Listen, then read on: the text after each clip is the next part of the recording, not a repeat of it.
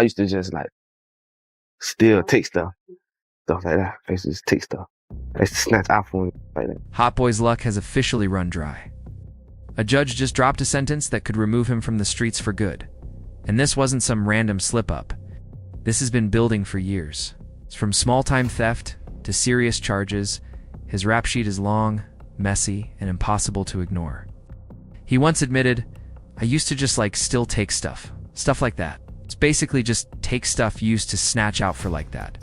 That mindset followed him straight into adulthood. But this time, the chaos didn't just hit him. It pulled in his child's mother. And his young kid, turning a bad situation into a full-blown disaster? Let's break it down properly. The baby mama drama that ended everything didn't come out of nowhere. It exploded fast and ugly. Picture this. It's around 3:40 in the morning on July 9th, 2025. Hotboii gets arrested in Doral, Florida for firearm possession and trespassing on school property. On paper, it sounds like another reckless rapper move, right? Florida rapper Hotboii found himself in a familiar situation in the back of a police cruiser after officers say that he brought a gun and scaled a fence to get into a school parking lot. But when you peel back the layers, this story turns way darker and way more reckless than anyone expected.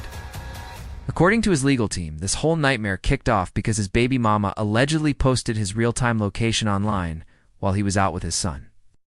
In street logic, that's beyond foul. That's dangerous. You don't broadcast where someone is when tensions are high and people are watching. That kind of move can put lives at risk instantly. That's exactly why this situation spiraled out of control. The lawyer claims that shortly after the location went public, two hooded men allegedly tried to break into Hotboi's home while he was with his child. Any parent in that moment is going to react out of fear and survival, not strategy. The story says Hotboii grabbed his son, grabbed his weapon, and dipped fast, trying to keep his child safe at all costs. According to police, Hotboii scaled a fence on the south end of the school and was later spotted on surveillance footage tossing a black Carhartt bag over a fence connected to a fancy community adjacent to the campus. That part alone shows how fast panic can turn into a legal nightmare. But here's where everything goes left. While trying to escape what he believed was a real threat, Hotboii crossed into the worst possible territory. Police later caught him near a school with that same firearm, and for a convicted felon, that's about as bad as it gets. Surveillance footage allegedly shows him climbing a fence and tossing a black Carhartt bag over another fence. Inside that bag, Glock 45 9mm handgun. That image alone is brutal in court. When you're already on probation like Hotboii was, getting caught with a gun is an instant violation. Getting caught with one on school property, that's next level trouble. Judges do not play about that, especially when someone already has a history of ignoring the rules. Even though he was released the next day on $2,500 Australian dollars bond, nobody smart sees that as a win. Low bond doesn't mean mercy. It usually means the real punishment is coming later. And that's the wildest part of all this. We was in the store, right? It's me, my mom, and my daddy. So we in the store. If his lawyer's version is true, then the person closest to him allegedly sparked the chain reaction that led to his downfall. The mother of his child, someone expected to protect, not expose, allegedly put him and their kid in a dangerous spotlight. Whether intentional or careless, that move changed everything. One post, one night, and now Hotboii is staring at consequences that could follow him for the rest of his life. In the hood, there's a saying everybody knows. Keep your circles small and your mouth even smaller. But when the people inside that circle start moving like straight enemies, that's when you know the danger is real. The streets have been talking heavy about this whole situation, and reactions are split right down the middle. Some folks are saying Hotboii was just trying to protect his family and got trapped in a nightmare scenario that spiraled fast. Others are saying he should be known better than to be anywhere near a gun while on probation. So you know how when you come to the line, you get to pick the candy when you go to the register and stuff. Get to pick your candy. So my mama like, hurry up, you better hurry up, we're gonna leave you. Better hurry up. I still don't know what I want. I'm looking. They leaving, I grab the candy and I gotta catch up. I end up stealing it. Especially after everything he's already been through with the law. Still, one thing almost everyone agrees on, having your location leaked by your baby mama is next level betrayal that violates every street code there is. What makes this situation even sadder is the pattern the courts can't ignore. This arrest marks Hotboii's 5th arrest in just 7 years. That's not a coincidence, that's a track record. When judges see the same name popping up over and over, sympathy dries up fast. And when you're already on probation, any new charge docentee just stack time for the fresh case. It can reopen the door to old sentences too. The system doesn't reset just because you want a fresh start. The fact that a child was involved makes this hit even harder. His lawyer made it clear that Hotboii was acting out of fear for his son's safety when everything went down. Any parent understands that instinct to protect at all costs. I used to just like steal, take stuff like that. I used to just take stuff. I used to snatch iPhones like that. But the cold reality is the law doesn't weigh intentions the same way people do. When a convicted felon is caught with a firearm on school property, judges focus on the charge, not the backstory. And that timing couldn't have been worse. This couldn't have hit his career at a worse moment either. Hotboii had just been released in September 2024 after serving more than 2 years on RICO-related charges. He was supposedly trying to rebuild his life, reconnect with music, and show growth. New songs were dropping, momentum was slowly coming back, and fans were watching closely. But that July 2025 arrest may have wiped all that progress off the board in one night. So how did he even end up wrapped in RICO charges, federal cases, and street politics to begin with? Now that you see how Hotboii's story might be closing, it's time to rewind and look at the case that truly changed everything. The RICO charges that locked him up for over 2 years didn't just hurt his freedom, they reshaped his entire image. Prosecutors painted him as more than a rapper, alleging he was tied to organized street activity at a high level. This is where things get deep. Back in July 2021, Hotboii was arrested as part of Operation X-Force, a massive 9-month investigation that led to 34 arrests. Another Orlando rapper, 9 Lock 9, was also caught up in it. This wasn't a routine sweep or a simple drug case. This was a full-scale RICO investigation. It's the kind that only comes after months of surveillance, wiretaps, and building a paper trail. For context, RICO stands for the Racketeer Influenced and Corrupt Organizations Act. It's the same law federal prosecutors once used to dismantle entire mob families. When the feds start dropping RICO charges, it means they believe they've connected dots across time, people, and money. And once that machine starts moving, it's almost impossible to stop. RICO charges aren't just about saying someone committed a few separate crimes. They're saying you're part of a long-running criminal enterprise. And that accusation carries way heavier weight in court. You're talking about potential sentences that stretch up to 30 years, the kind of time that doesn't just slow your life down, it erases whole chapters. According to authorities, Hotboii was allegedly positioned as the leader of the 438 group based around Orlando, Silver Star Road area, and prosecutors say they were locked in a violent feud with a rival crew known as the Army Gang, allegedly connected to Glock 9. And this wasn't some exaggerated rap beef blown up for clout. Investigators tied this feud to more than 30 separate shooting incidents and multiple deaths over time. What really shook the city was that innocent people were caught in the middle, folks who had nothing to do with street politics or online flexing. That's where the story turns tragic and heavy. No hype attached. 2 young lives were lost as part of the wider violence tied to this conflict. 16-year-old T.A. King and Ocoee High School football standout Dexter Wrench Jr., who had earned a scholarship to the University of Louisville, were among those impacted. These were young people with futures, families, and dreams ahead of them. They weren't involved in street activity, yet they became collateral damage in a war they never chose. That reality is what made the case impossible to ignore. From a legal angle, this is where things get even more serious. Prosecutors built a large part of their case against Hotboii on 2 key elements: his Instagram activity and a firearm found in his vehicle. Authorities argued that posts showing guns and lyrics referencing 438 amounted to using electronic communication to promote alleged gang activity. In today's digital world, social media isn't just expression, it's evidence. They also charged him with firearm possession after a weapon was reportedly found in his car while he was attending a friend's funeral. That detail alone complicated everything. This case landed right at the crossroads of art and real life, a gray area that keeps popping up in hip-hop prosecutions. When an artist raps about guns and gangs, is it storytelling, marketing, or criminal promotion? That question keeps showing up in courtrooms across the country. Hotboii's attorney, Lyle Mazen, pushed back hard. He argued that 438 wasn't a gang at all, but simply a hashtag tied to Hotboi's neighborhood in Pine Hills, Orlando. Mazan compared his client's actions to major artists, saying he wasn't pushing gang culture, he was pushing music. He stated it was similar to how artists like the Notorious B.I.G. or Kodak Black promoted their brands and identities through lyrics and visuals. The defense also claimed the gun found in Hotboi's car belonged to his security team and was carried strictly for protection amid real threats. In the rap world, that setup isn't unusual.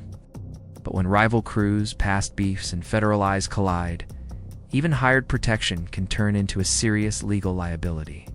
What made this case even heavier was the alleged connection between Hotboii and his rival, 9lock9, tied to the Army gang. Once prosecutors linked those dots, the situation escalated from controversy to full-scale federal scrutiny.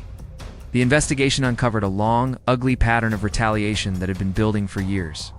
This wasn't random chaos. It was a back-and-forth cycle that kept escalating with every incident. On April 14, 2020, authorities say Demetrius Cox, allegedly connected to the Army gang, fatally shot Wolf Luther King Luma, who was reportedly tied to the 438 group, during a house party. That single moment lit a fuse that would spiral into non-stop revenge moves on both sides. After that, things didn't cool down, they spread out.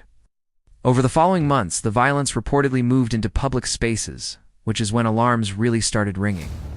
One of the most alarming moments was a shootout at the mall at Millenia in Orlando, where prosecutors say members of the 438 group allegedly targeted 9lock9. Even though no one was killed in that incident, the message was loud and clear. This beef was spilling into places packed with everyday people. That's when law enforcement knew this wasn't just street noise anymore. Once civilians were at risk, the pressure turned up fast. The FBI teamed up with local authorities and launched Operation X-Force to shut down what they described as escalating organized violence. The investigation stretched over 9 months and ended with 34 arrests, showing just how wide and connected this alleged network really was. This wasn't a few friends making music. Prosecutors framed it as a structured operation with real consequences. According to the state, this was a coordinated criminal enterprise with multiple members playing different roles. Because of that, Hotboii was initially hit with a massive $750,000 bond. That number alone speaks volumes. When judges set bond that high, they're signaling they believe the defendant could be a danger or a flight risk. And keep in mind, Hotboii was only 21 years old at the time. That's an intense position for someone so young to be in. But here's where the story takes a sharp turn. After spending more than 2 years behind bars, Hotboi's RICO charges were eventually dropped as part of a plea deal. Instead of facing decades, he pleaded guilty to a single conspiracy count and was sentenced to time served plus 5 years of probation. That outcome was a huge win for his defense team. RICO cases are no joke. They're designed to bury people under time. His lawyer's strategy, arguing that 438 was a neighborhood reference rather than an organized gang, ended up convincing prosecutors to settle for a much lighter charge. That alone shows how powerful good legal strategy can be when federal pressure is at its peak. When Hotboii walked free in September 2024, he wasted no time reclaiming the spotlight. He dropped a track titled 9/11's First Day Out, and it quickly pulled in over 1.2 million views. That response proved his fan base never left him. In hip-hop, that kind of comeback isn't rare. Sometimes legal trouble actually boosts attention and loyalty. But the RICO case wasn't the only red flag on his record. Court documents show multiple arrests between 2018 and 2025, including firearm-related charges, marijuana possession, and resisting an officer.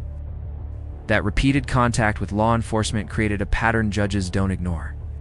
Once your name keeps popping up, every new charge hits harder. Then, in February 2025, just months after his release, Hotboii was arrested again in Orlando, under unclear circumstances, with reports suggesting probation-related issues. That moment showed that even after surviving the RICO storm, staying clean wasn't easy. The system doesn't forget, and for someone already under a microscope, one wrong move can restart the whole cycle. All of that chaos completely overshadowed what was actually a real, promising music career. Hotboii wasn't some underground nobody. He had major industry backing, signed deals with heavy hitters like Geffen and Interscope Records, moves most artists only dream about. He was working with big names like Future, Lil Baby, and Polo G, putting himself in rooms that opened doors for life. His song Don't Need Time even went platinum, proving he had real talent and serious commercial pull. But the streets don't care about plaques or contracts. They have a way of pulling you right back in. For Hotboii, it felt like every time he tried to lock in on music, the law showed up to derail everything. The RICO case alone robbed him of more than 2 years of his prime. Time artists can never get back. And now this July 2025 arrest threatens to erase whatever momentum he managed to rebuild since his release. But to really understand how he got here, you have to look deeper than headlines and charges. Because the truth is, Hotboii's story isn't rare. It mirrors the lives of countless young men who grow up balancing dreams with survival. From Pine Hills to prison, from talent to trouble, this path didn't start overnight. To understand how Hotboii ended up facing potential life-altering consequences, you gotta rewind all the way back to the beginning. Back to Pine Hills, Orlando. Back to a young boy named Java Lara Walker, learning early that survival sometimes means making hard choices. This part matters because the streets don't just appear one day, they shape you from childhood. They teach lessons early, and those lessons stick whether you want them to or not. Java Lara Walker was born on June 13, 2000, in Orlando, Florida. He grew up in Pine Hills as one of 17 siblings. Let that number sink in. 17 kids under one roof in a single-parent household in one of Orlando's toughest neighborhoods. That's not just struggle, that's non-stop pressure. Resources were stretched razor-thin. Basic necessities weren't guaranteed, and independence came way too early. When you grow up like that, you don't get the luxury of childhood for long. Hotboii's father wasn't consistently present, leaving his mother to carry the impossible weight of raising all those kids alone. Imagine the stress of keeping the lights on, food on the table, and hope alive with 17 mouths to feed. That kind of pressure breaks most people. And Pine Hills isn't the postcard version of Orlando tourists, see? This is the other side of the city, where poverty, crime, and limited opportunities shape daily life. In environments like that, the streets start looking like a solution before you're old enough to understand the cost. What makes this story even more powerful is that Hotboii started rapping at just 7 years old. Even as a kid, he was searching for a way out, a way to express what he was seeing and living. Music wasn't just a hobby, it was an escape route, a lifeline. But when the streets raise you alongside your dreams, separating the two becomes one of the hardest battles you'll ever fight. That track was written in memory of his close friend Wolf, and it showed a side of Hotboii that fans hadn't really seen before. Instead of just bravado, the record leaned into pain, reflection, and loss, and that vulnerability hit people hard.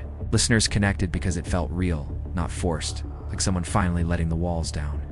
Then came the song's success, and that record changed everything. It proved Hotboii wasn't just talking, he could really make it in the industry on pure talent. The track pulled in more than 9 million streams on Spotify and over 24 million views on YouTube in just 5 months. That kind of traction doesn't happen by accident. The momentum kept climbing, and the song eventually earned platinum certification from the RIAA, especially after the remix featuring Lil Baby pushed it into another lane altogether. That remix elevated Hotboii's profile overnight. It stamped him as someone the industry was paying attention to, not just another street rapper buzzing locally. But even while his career was heating up, he couldn't fully shake the environment that raised him. His lyrics stayed rooted in real life, and his social media presence continued to reference the 438 area and lifestyle details that would later come back in court.